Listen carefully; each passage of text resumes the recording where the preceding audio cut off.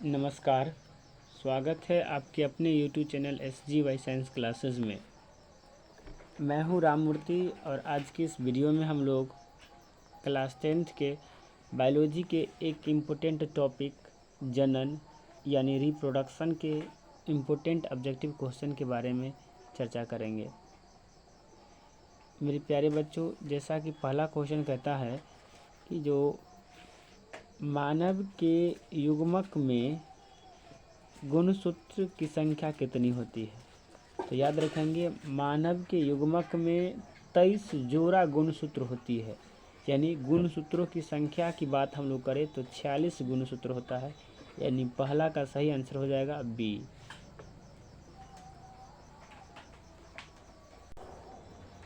अगला क्वेश्चन कहता है कि परागकोश में होता है।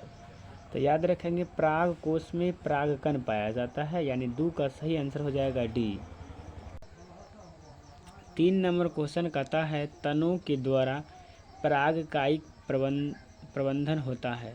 तो याद रखेंगे, तनों के द्वारा पुदीना में भी होता है, हल्दी में भी होता है और अरगद में भी होता है। यानी 3 का सही आंसर हो जाएगा डी, इनमें से सभी में।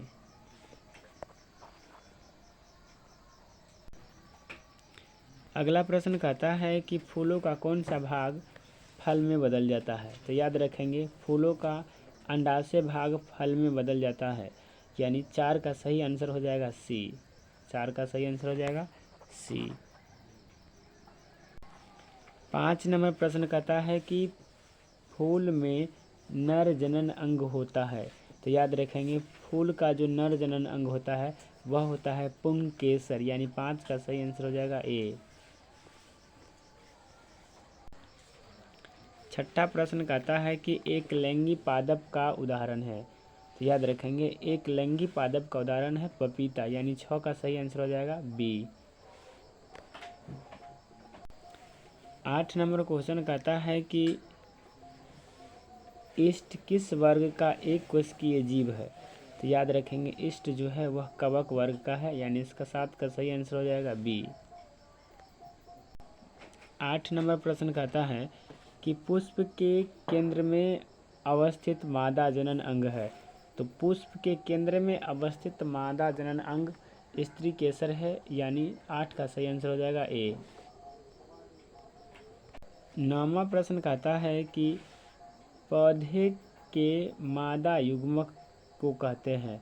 तो देखिए, तो पौधे के मादा युग्मक को बीजांड कहा जाता है। यानी 9 का सही आंसर हो जाएगा सी।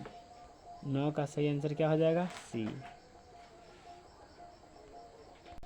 10वां प्रश्न कहता है कि उभयलिंगी जंतु कौन है। तो उभयलिंगी जंतु जो है वह हाइड्रा है। यानी 10 का भी सही आंसर हो जाएगा सी।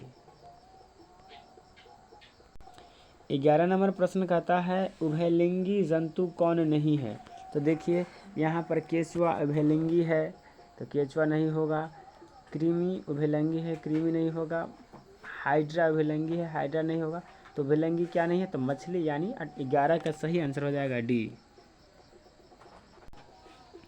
12 नंबर प्रश्न कहता है कि पुष्प के केंद्र में अवस्थित मादा जनन अंग है।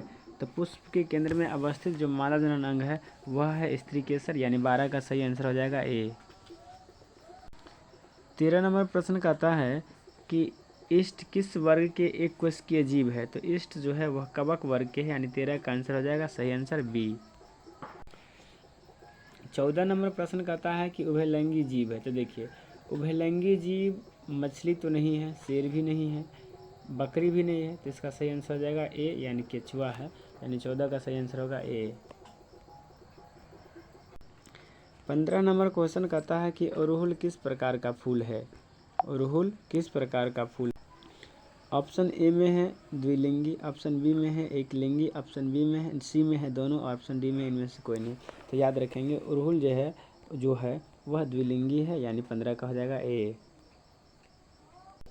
16 नंबर प्रश्न कहता है कि फूल में नर जनन अंग होता है पुमंग। याद रखेंगे क्या होता है, पुमंग। यानी 16 का हो जाएगा ए। 17 नंबर प्रश्न कहता है कि निम्नलिखित में से कौन एक उभयलिंगी है। तो देखिए, शेर नहीं है, मछली नहीं है, शेर नहीं है, बकरी नहीं है। तो क्या होगा, केचुआ होगा। यानी 17 का हो जाएगा ए। 18 नंबर क्वेश्चन कहता है कि नर युग्मक एवं मादा युग्मक के संकलन को कहते हैं। तो याद रखेंगे इसको निषेचन कहते हैं। 18 का हो जाएगा ए। 19 नंबर क्वेश्चन कहता है कि मनुष्य में कितना जोड़ा क्रोमोसोम पाया जाता है। तो देखिए मनुष्य में 23 जोड़ा क्रोमोसोम पाया जाता है। तो 19 का सही आंसर हो जाएगा सी।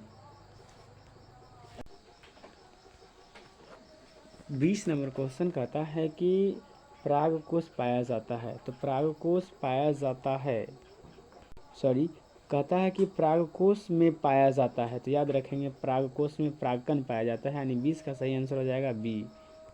21 नंबर प्रश्न कहता है कि अंडाणु किस में निषेचित होता है। तो अंडाणु जो है वह गर्भाशय में निषेचित होता है, यानी 21 का सही आंसर हो जाएगा बी।